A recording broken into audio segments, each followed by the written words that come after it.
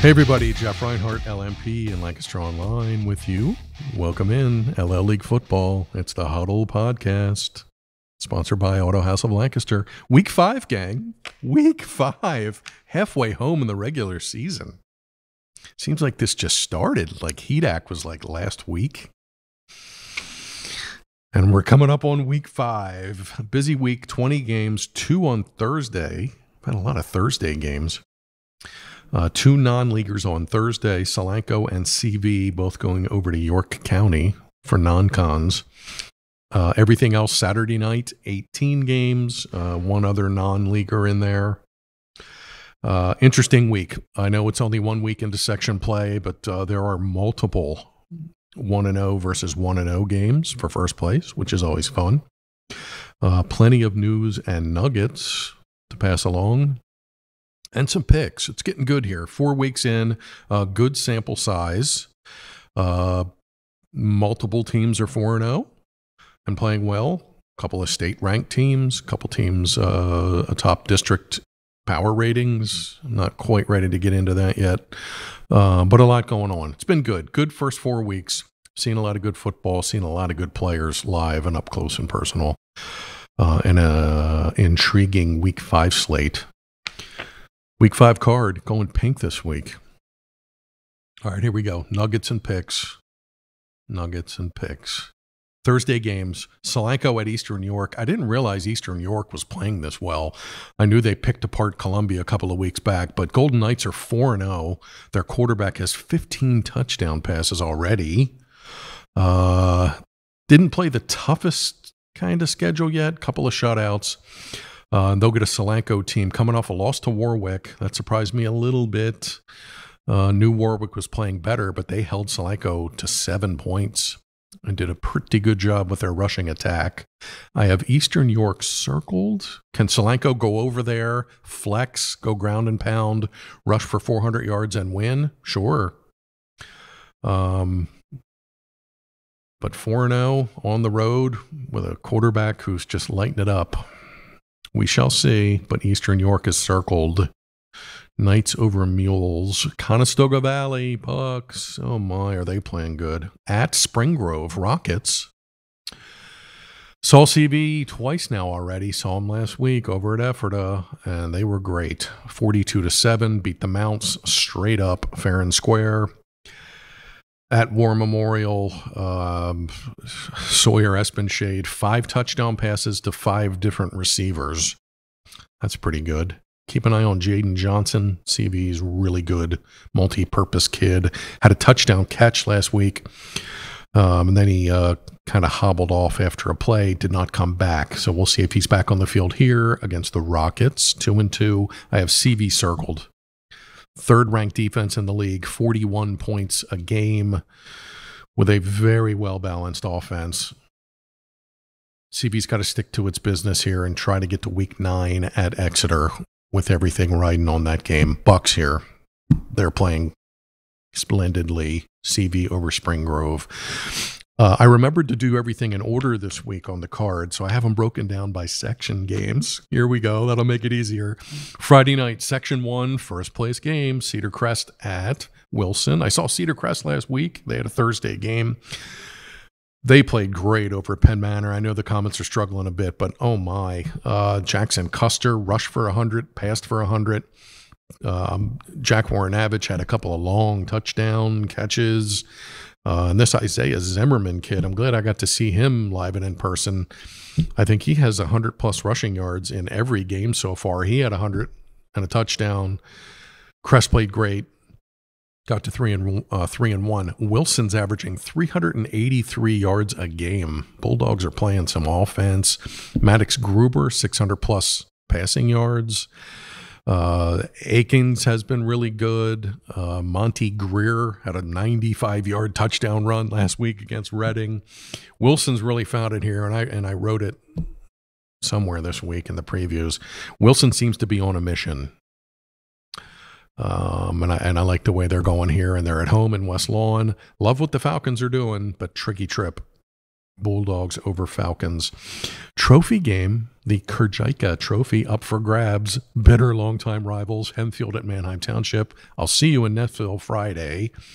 I've been jonesing to see Township. I'm going to get my first look at them here. Streaks survived Plymouth Whitemarsh last week. They get a 35-yard field goal from Johnny Morales with like 20 seconds left to win and escape 20-18. Declan Clancy with another huge game, 180 rushing yards. He's been sensational.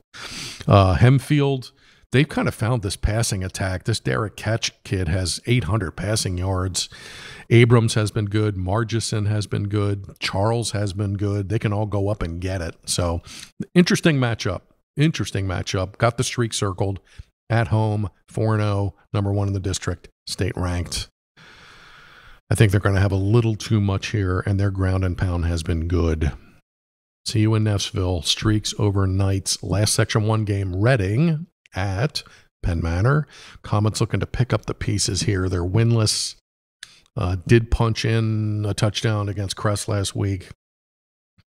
But I think they've only scored 14 points here in 4 weeks, so they're looking to get it turned around here pronto. Reading also coming off a loss. Both these teams gave up 50+ last week. So they're both looking to get things turned around here quickly. I have Reading circled. They have a win. They've done some things offensively. Fritz had a 100 night a couple of weeks back. I'm gonna go Red Knights on the road here. Gut Hunch pick of the week. Reading over Penn Manor. Section 2 games. Friday night, E-Town at Ephrata. 2 losses in a row for the Mounts. And again, I saw the CV game last week, and CV just played great. They were fantastic. So Ephrata looking to turn things around. They had the quick 2-0 start. Lost really late to Garden Spot, and then kind of got handled by CV. So anxious to see how Ephrata snaps back here. Little adversity. Still a lot on the table for that crew, obviously. They get a Bears team I thought was going to win last week. They had the Saturday game with Springfield Township. A lot happened late in that game. It was kind of back and forth. E-Town had a fourth quarter lead, I want to say. Springfield Township, it's up, it's good. Gets a late field goal in the waning seconds to win. So E-Town 0-4. But they've done some things. Ubers had a 300-yard passing game. Shoulda, coulda, maybe beat Springfield last week. Didn't. Now they got to go to the war and get a hungry Mounts team. I have Ephrata circled at home. I think they're going to find it here the next couple of weeks. I know they have Exeter coming up. 1 week at a time. I'll go Ephrata here. Mounts over Bears. Governor Mifflin against Muhlenberg. Muhlenberg's home stadium, they just got that new turf field stadium, and they're having issues with the new turf. So Muhlenberg's been scrambling to look for new home fields. They played at Kutztown University, and now this week they're going to play at Shirk Stadium at Albright, where Reading High plays, but Reading's on the road. So Muhlenberg, Mifflin will play at Shirk Stadium at 7:30 on Friday. Playing accordingly. Muhlenberg, 3 wins, number 1 in the league in rushing, 1,200 plus. Cameron Small, another huge game last week, rushes for 190 in a win over Lebanon. They scored 50 plus. Muhlenberg's been a great story. Mifflin, also good. Grady Garner, fullback, 500 plus rushing yards, 11 touchdown runs, which leads the league. I have Mifflin circled. Muhlenberg's been an awesome story. I think Mifflin might have a little too much in the trenches, and I think they can hog the ball with Garner when it counts. Mustangs over Mules. Last game in Section 2, Exeter at Lebanon. That's a Friday game, by the way. When I was going through the schedules in like July, I swear I saw a schedule that said that was a Thursday game. It's a Friday game. Exeter at Lebanon Friday night. So if you were going off one of my original schedules, sorry about that. Exeter playing great. They are smash-mouthing everybody. Jaden Zandier's been great. He's averaging 18 yards a carry. One of the best offenses in the league. One of the best defenses in the league. Everything is coming up rosy here for Exeter. Fabulous start. Lebanon, and I know they're dealing with the losing streak, etc., but they scored 36 points and had 300 yards last week against Muhlenberg. An L, yes, but they scored 30 plus and had 300 yards against a team that's 3-1 and playing well. So good on Lebanon. They did some things. They did some positive things, and hopefully they took some good things away from that game. That said, Exeter is really good, and they're not going to get caught looking ahead here. Eagles over Cedars, Section 3. This race is going to be really good, and these games are all huge. And I know it's week 2 of section play, but these games are going to mean a lot. Fleetwood at Garden Spot, Sparty Nation. We sat here for 4 weeks talking about their offense and all the crooked numbers. They played Cocalico last week. Eagles beat them 21-0. Shut them out. Hello statement win Cocalico. So Garden Spot looking to refire the Jets, get the offense going again. They get a Fleetwood team that has athletes. I've been saying that for 3 or 4 weeks. McFarland, Peshin, Dominic. They have kids who can play. And they've hung some crooked numbers at times, but a tricky game here on the turf at Spot, which is angry. Spartans over Tigers. Interesting game here. Mannheim Central at Conrad Weiser. Weiser's 4-0, number 2 defense in the league. Donovan Gingrich, the quarterback last week against, they played Fleetwood. 11 for 11, 222 yards, 2 touchdowns. That's pretty good. That's a good night. Weiser's been great. They've definitely been one of the stories of the season here so far, especially defensively. Central, and I wrote it last week with the MLK game. I picked Central, even though they were struggling, 2 losses in a row, etc. And I said, Barons eke out win over MLK. They won in overtime, 20-14. So that's an eke out win right there. Anxious to see if the Barons can just ride this mow now. This is their section opener. Weiser's 1-0. So winner here stays in first. Loser drops a game back. I have the Barons circled, and here's why. And I'll be brutally honest with you. I picked Central to win Section 3. So I will stand tall. I will stand behind my pick. It's only week 5, guys.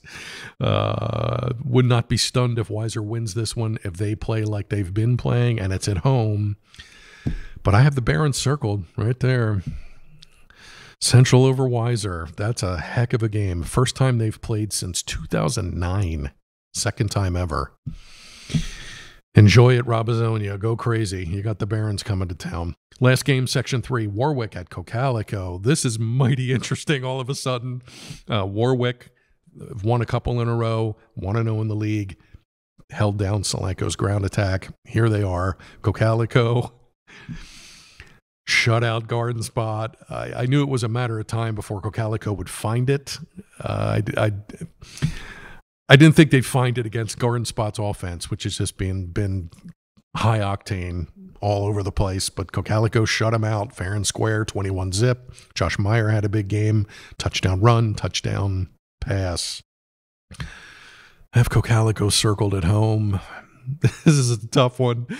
But their defense must be pretty good. And Warwick has a couple of wins in a row, but they've done it without putting up a ton of crooked numbers. They won some close ones, and they've won some defensive-minded kinds of games. Good on Warwick for being here. This has been a neat series over the years, including that district game in 2019 when Cocalico came back and beat them in the second half. So always fun when these two get together. I got the Eagles circled. Should be fun. Enjoy Denver. Cocalico over Warwick. Okay, Section 4. A couple good ones here. First up, Daniel Boone at LS. Pioneers are scorching. Top 5 offense, top 5 defense. Caleb House has been great. Dominic Brown had 4 touchdown runs last week. House took a pick back, 85 yards for a touchdown. They beat Donegal to remain undefeated. Boone, keep an eye on the quarterback spot. Hayden Moyer, second in the league in passing yards, like 880. Went down with an injury last week, and the backup came in. So we'll see if Moyer is back under center against LS. Tricky road trip for Boone. Still one of the scariest 0-4 teams around, but LS is a different animal. Pioneers over Blazers. Donegal at Northern Lebanon. Northern Lebanon had to open their section play with YO last Saturday. They got beat 42-zip. Miles Watson, hang tough kid. He left with an injury. We'll see if he gets back on the field. And he's a 300-yard rusher, and they can use him because Northern Lebanon's offense is kind of down near the bottom of the pack, and I think they have the fewest rushing yards maybe in the league. They're somewhere down there. They need to pick up the pace offensively. They get a Donegal team that's done some things. They have a win. The Bachman kid's been good when he's played. The White kid has been really good. Chase Marshall's done some things behind center. So they've had games where they've put up a whole bunch of crooked numbers. They have had some games where not so much. I have Donegal circled. Always a tricky ride over to Fredericksburg for a grass game at Northern Lebanon, but I'll go Indians over Vikes. Circle it. Game of the week. How many people back in early August had Twin Valley at Octorara in week 5 as a showdown mega first place game? Maybe not a lot, but here it is. Twin Valley 4-0, number 1 defense in the league, number 1 offense in the league. They've scored the most points in the league.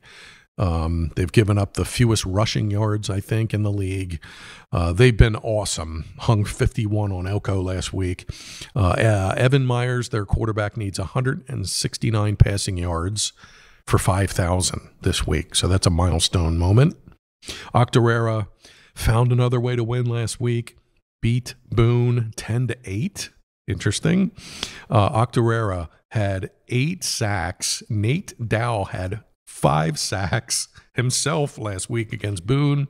Octorara, opportunistic. They forced 12 turnovers in 4 games. Braves have been plucky, gritty, gutty, just good, finding ways to win, and here they are. Tough opponent here. Twin Valley is, like I said, they're really scorching. They're 4-0, and I think they're number 2 in the state now in 4A. That's pretty good. I'll go Raiders here. I'd love to see Octorara go punch for punch, uppercut, force some turnovers, and be in the game. And hey, maybe they will. But TV's kind of a different animal here. They've been great. So pick purposes. I'll go Raiders over Braves. We were at Octorara this week for the video show. Stay tuned for that. A couple fun interviews, talking everything Octorara. Cool. Okay, last game in Section 4. Wyomissing at Elko. Elko gave up 51 last week to Twin Valley, but they've been doing that to everybody, so don't feel too bad. YO coming around, and I wrote this week. Under the radar? YO? Really? They're number 1 in District 3, 4A. They have 3 wins, but they're kind of sneakily going along here under the radar.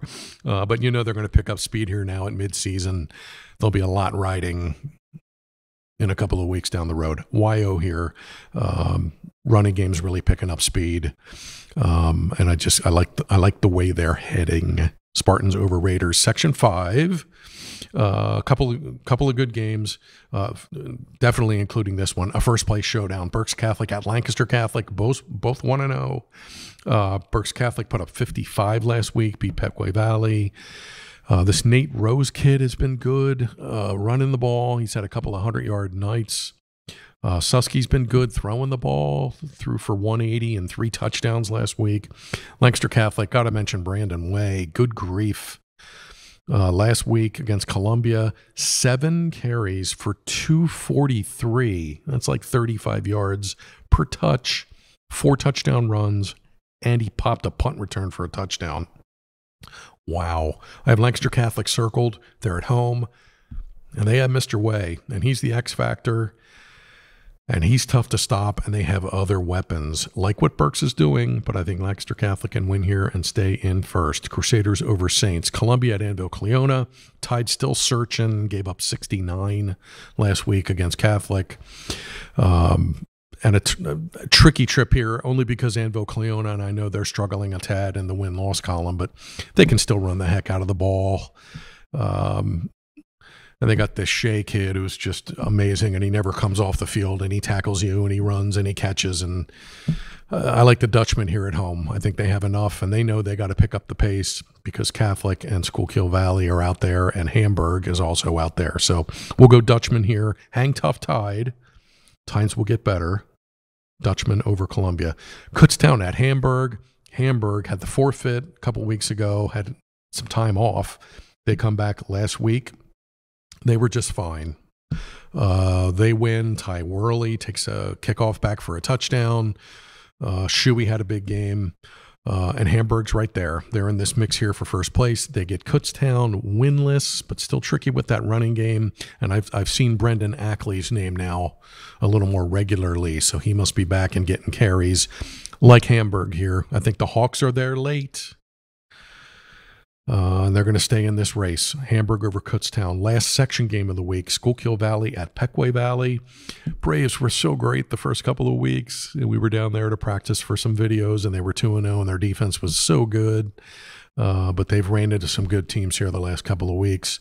Ran into Berks Catholic last week. Gave up a bunch. They were dinged. Home game here, but they get Schuylkill Valley. I know they have some losses, but I think that's motivating the Panthers now. They put up 50 points last week. Norwalkie had 4 touchdowns. Gerner had a big game.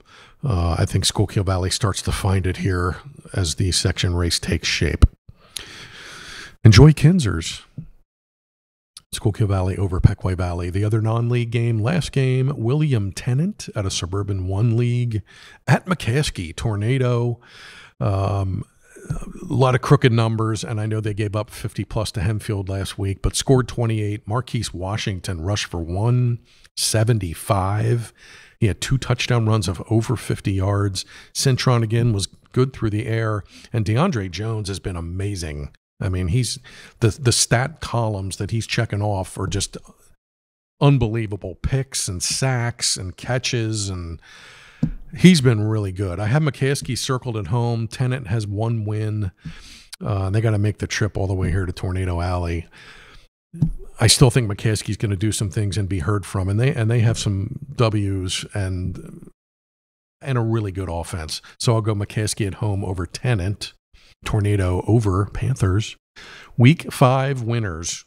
Quickly, Eastern York, CV Bucks, Wilson Township, Reading, Ephrata, Mifflin, Exeter, Sparty Nation, Mannheim Central. That's going to be a good game at Weiser. Cocalico, LS, Donegal, Twin Valley, YO, Lancaster Catholic, Anvil, Hamburg, Schuylkill Valley, and McCaskey. All right, week 5. Here we go, gang. Friday night, I will see you. Where am I going Friday? Township, Kerjika Trophy up for grabs. Most bitterest, that a word? Most bitter rival in the LL, Hempfield at Township. Both Hempfield's 1-0, first section game for Township. Township's 4-0, and they've been wonderful. Anxious to see them live. Stay tuned all weekend for our coverage, game stories. We'll be at every game. Stats, helmet stickers, the works. It's the Huddle Podcast, sponsored by Auto House of Lancaster. Jeff Reinhart here with you, LMP and Lancaster Online. Thank you for tuning in. Halfway home, gang. We'll be back next week for week 6. For now, enjoy the week 5 games, and I'll talk to you soon.